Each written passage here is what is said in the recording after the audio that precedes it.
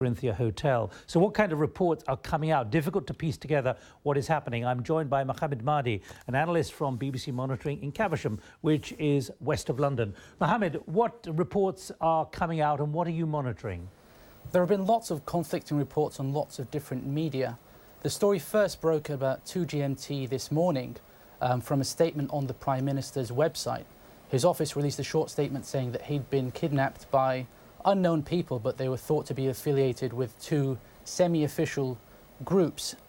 Since then, we've seen lots of reports coming out on social media. The TV stations haven't been too quick to report because it's still early morning in Libya. But the story has been driven by social media. We've seen pictures of the Prime Minister looking bedraggled, looking like he's just been dragged out of bed by these men. We've also seen statements by these groups that the Prime Minister just mentioned. These armed groups, while they are pretty lawless, they still have Facebook groups and they're quite adept at getting the message out. So they've been putting kind of this PR offensive saying that they're doing this in the name of the law and that they're not just acting on their own whims. Mohammed, how reliable is social media in Libya these days?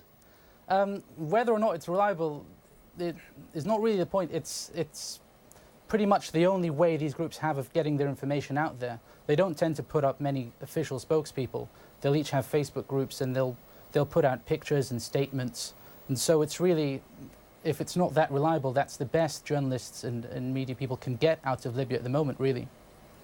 Mohammed Mahdi from BBC Monitoring, thanks very much indeed. And the latest we have is that he's being held inside the Interior Ministry by the anti-crime unit.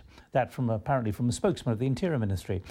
Now, the US government shutdown has led to many parks workers being laid off, but one man is trying to make sure the memorials in Washington don't get dirty.